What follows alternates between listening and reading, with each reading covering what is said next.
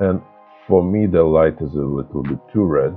I would like it to be more orange. To do that, just on this side, we press Shift and A to add, or just go to Add Color, Hue and Saturation. And you have, this is what we call unknown, and we just press left mouse button and automatically it gets inserted. And here, where is Hue, let's add maybe one more point.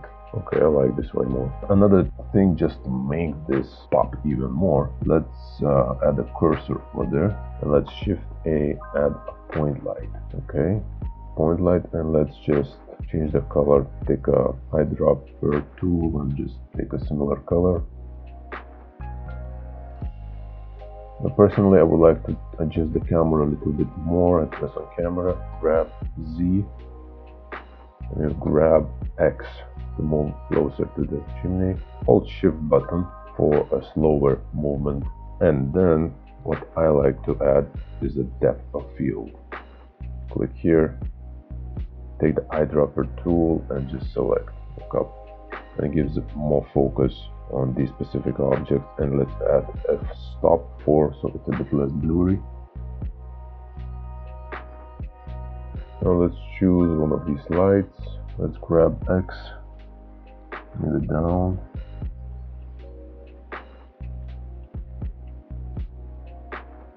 Let's increase the radius here, maybe to 0.3. Let's increase the radius as well.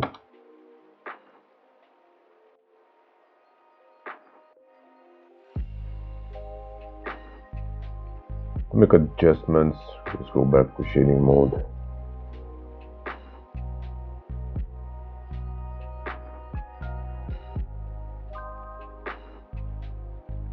Maybe choose this cups and cup and plate, hold Shift, then press D to duplicate and grab. Where this part is empty, let's add more books.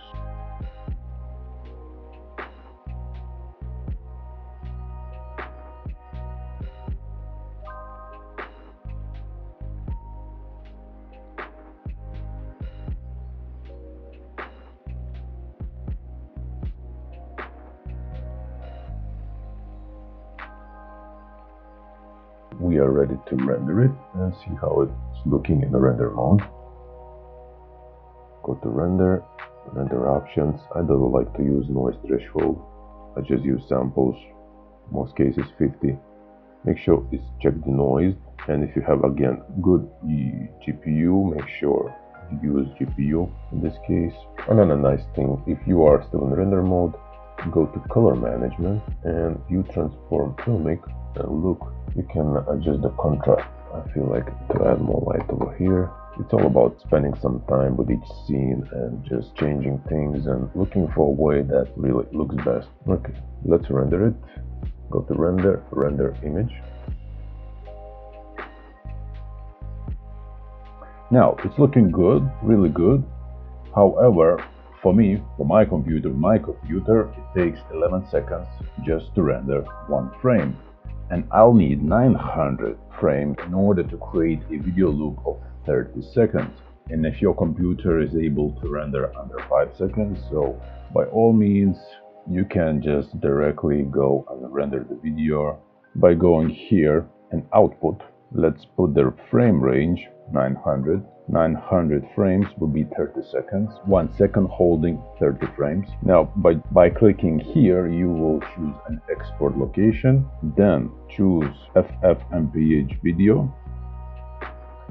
encoding, and you're good to go, and you just render and render animation. Now for those who have less powerful computer, I'll show you another way. What I like to do is render in PNG, RGBA, and I like to render only part of animation. If you go to view regions, render region, or just by pressing Ctrl B, you just select a part of the video you want to render.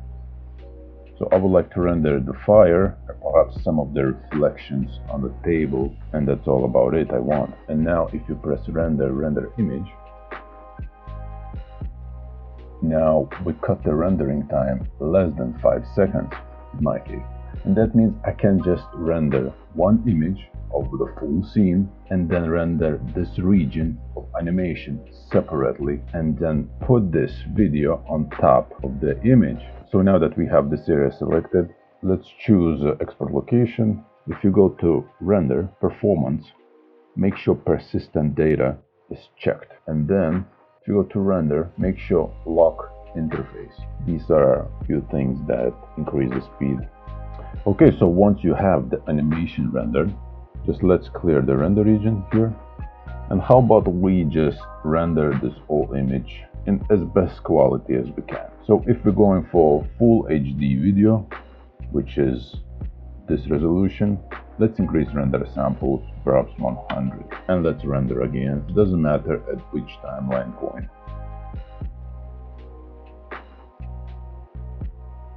So once you have it rendered, go to image, save as, and save an image.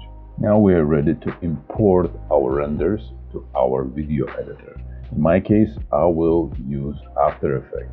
Now I will create a couple of videos how to import all the renders in After Effects, and then another video on how to import these using DaVinci Resolve, which also have a free version. So I'll see you in the next video.